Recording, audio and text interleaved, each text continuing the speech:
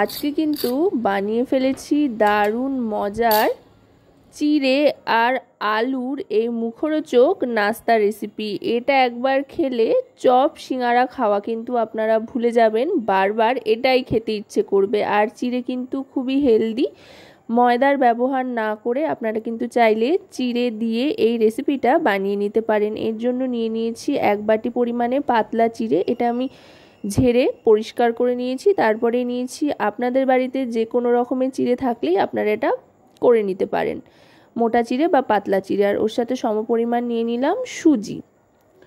সুজিও কিন্তু বেশ হেলদি, ময়দার থেকে যথেষ্ট পরিমাণে হেলদি, তাই আপনারা কিন্তু সুজি আর চিড়ে দিয়ে এভাবে এই রেসিপিটা তৈরি করতে পারেন। দুটোই একদম মিহি করে গুঁড়ো করে নিয়ে এবার মেখে নিতে হবে, একটা ডো তৈরি করে নেব মেখে। সাধারণত আটা বা ময়দা আমরা যেভাবে ময়ান দিয়ে মেখে নিই, এটাও কিন্তু একই রকমভাবে মেখে নিতে হবে।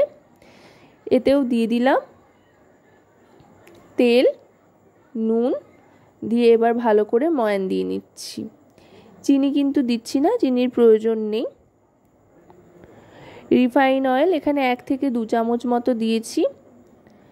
এটা ভালো করে ময়ান দেওয়া হয়ে যাওয়ার পর তারপরে অল্প অল্প করে জল দিয়ে একটা মিডিয়াম মানের ডো তৈরি করে নিতে হবে। খুব বেশি তেল এতে লাগে না ময়ান দেওয়ার জন্য, তার কারণ চিড়ে আর সুজি দুটোই কিন্তু খুবই ক্রিস্পি বা খসখসে হয় যেহেতু, তাই এমনি এটা খুব ক্রিস্পি হয় খেতে, তাই আলাদা করে বেশি তেল দিয়ে ময়ান দেওয়ার প্রয়োজন হয় না। দেখুন অল্প অল্প করে জল দিয়ে এবার কিন্তু মণ্ডটা আমি তৈরি করে নিচ্ছি।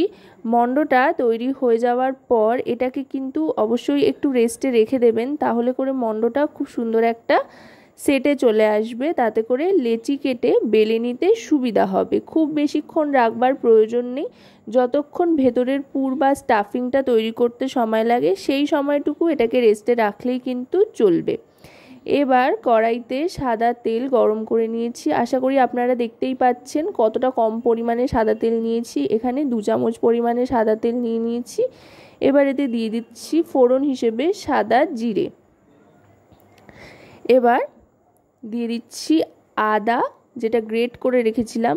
এটা কিন্তু সম্পূর্ণ নিরামিষভাবে তৈরি করছি, তাই চাইলে আপনারা যে কোনো দিন এটা বানিয়ে নিতে পারেন, আমিষ অথবা নিরামিষ দিনে, যাতে তেল বেশি না ছিটকোয় সেই জন্য সামান্য নুন দিয়ে এবার কারি পাতাটা দিয়ে দিলাম। কারি পাতা আগে দিলে কিন্তু প্রচণ্ড ছিটকোয়, সেই জন্য নুন দেওয়ার পর কারি পাতাটা দিলাম। এবার গ্রেট করা আলু দিয়ে দিচ্ছি।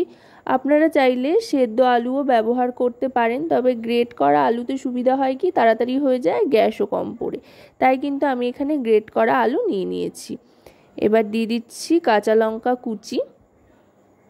সাধারণত এই বর্ষা বৃষ্টির সময় কিন্তু সন্ধ্যের দিকে আমাদের একটু ভাজাভুজি, চপ এই জাতীয় জিনিস খেতে ইচ্ছে করে, তবে স্বাস্থ্যের কথা মাথায় রেখে কিন্তু আপনারা এই রেসিপিটা বানাতে পারেন। তাতে করে কিন্তু মুখের স্বাদও ফিরবে আর মোটামুটি হেলদিও বলতে পারেন, কারণ ময়দার ব্যবহারও হচ্ছে না, চিনির ব্যবহারও হচ্ছে না এখানে। এবার দিয়ে দিচ্ছি হলুদ গুঁড়ো, তারপর দিয়ে দিচ্ছি রোস্টেড ধনে আর জিরে গুঁড়ো, আর এখানে কাশ্মীরি রেড চিলি পাউডার দিয়ে দিচ্ছি। এতে করে সুন্দর একটা রং আসবে, আপনারা এটা না চাইলে নাও দিতে পারেন। এবার দিয়ে দিচ্ছি চিনেবাদামের টুকরো, এটা একটু হাফ ক্রাশ করে নিয়েছি। গোটা গোটা বাদামও চাইলে আপনারা দিতে পারেন, তবে ক্রাশ করে দিলে ছোট ছোট টুকরোয় পুরোটাই খুব সুন্দরভাবে মিশে যায়, সেজন্য আমি এখানে চিনেবাদামটা ক্রাশ করে দিয়েছি। এবার এই পুরটাকে ভালো করে কষিয়ে নিতে হবে, বেশ ভাজা ভাজা করে নিতে হবে। গ্যাসের ফ্লেমটা মিডিয়াম টু হাইতে রেখে খুন্তি চালিয়ে দেখুন এটা কিন্তু মোটামুটি তৈরি হয়ে গিয়েছে। ব্যাস, এটা তৈরি হয়ে গিয়েছে, আমি নামিয়ে নেব, পুর রেডি। এবার আবার এই ডোটার দিকে চলে আসলাম, যেটা চিড়ে আর সুজি দিয়ে বানিয়ে নিয়েছিলাম। এবার এটাকে আরও একটু ভালো করে মথে নেব। এটা কিন্তু ভালো করে মেখে নেওয়ার পর এবার এখান থেকে বেশ বড় বড় সাইজের লেচি কেটে নিতে হবে। এই একটা বড় ডো থেকে মোটামুটি এরকম বড় সাইজের 3টে মতো লেচি আমি কেটে নিচ্ছি। এই 3টে লেচি বানিয়ে নিয়েছি। এবার বেলুন চাকি নিয়ে বেলে নিতে হবে। যেহেতু সুজি আর চিড়ে দিয়ে তৈরি এটা, সেই জন্য তেল দিয়ে, অল্প সামান্য তেল দিয়ে এটা বেলে নেব। আর এটা কিন্তু গোল করে বেলবার কোনো ব্যাপার নেই, মোটামুটি একটু লম্বা করে বেলে নিলেই চলবে। আর আশেপাশটা যদি ফেটেও যায় তাতেও কোনো সমস্যা নেই।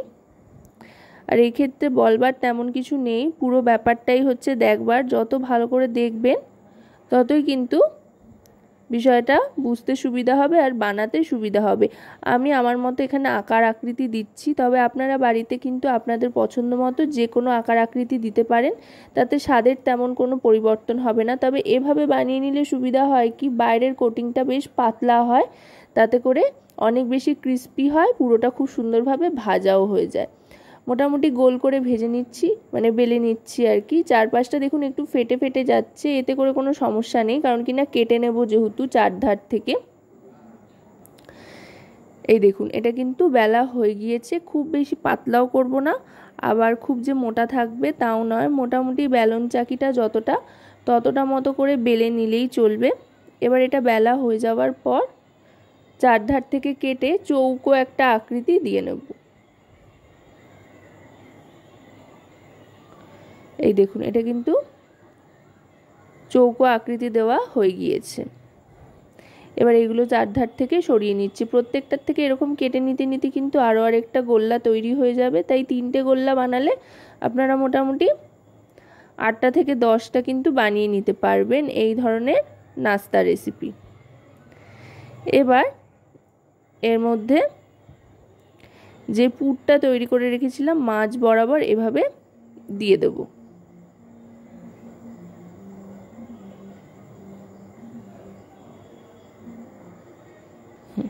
মাঝ বরাবর দিয়ে দেওয়ার পর এবার দুই দিক থেকে রোলের মতো করে ভাঁজ করে নেব। সাধারণত রোল আমরা যেভাবে মুড়িয়ে নিই সেভাবে এটাকে মুড়িয়ে নিচ্ছি।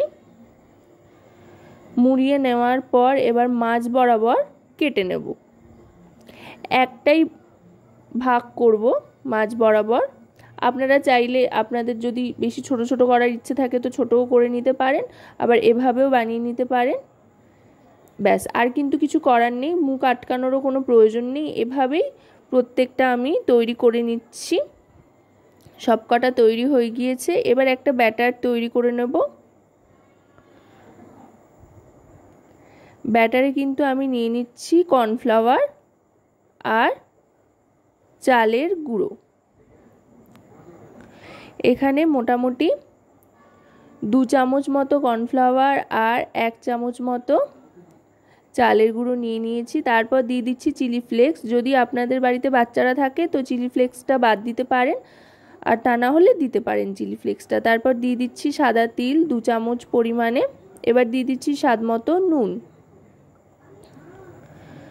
এবার দিয়ে দেবো এতে খাওয়ার সোডা, এতে করে অনেক বেশি ক্রিস্পি হবে, সেই জন্য খুব সামান্য পরিমাণে দিতে হবে এটা, বেশি দিলে কিন্তু লালচে হয়ে যাওয়ার একটা সম্ভাবনা থাকে। এবার দিয়ে দিচ্ছি কারি পাতা কুচি। এখন যেহেতু ধনে পাতা তেমন একটা পাওয়া যায় না মার্কেটে, সেই জন্য কারি পাতা দিলাম। আপনারা ধনে পাতার সিজনে ধনে পাতা ব্যবহার করতে পারেন। এবার শুকনো অবস্থায় সবটা ভালো করে মিশিয়ে নেব।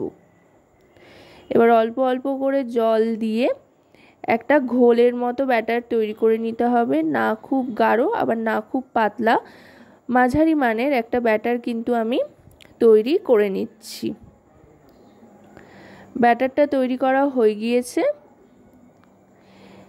এবার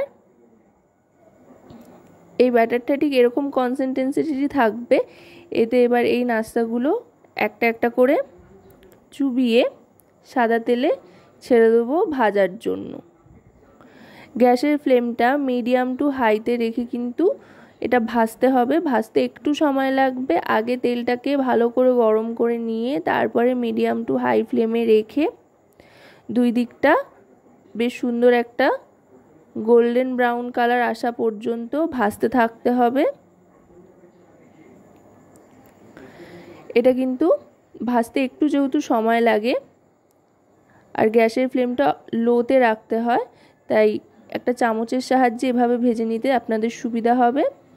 যেহেতু একটু বড় সাইজের তাই খুন্তি সাহায্যে ভাজতে সমস্যা হতে পারে, তাই চাইলে আপনারা এইভাবে কিন্তু ভেজে নিতে পারেন একটু সাবধানে।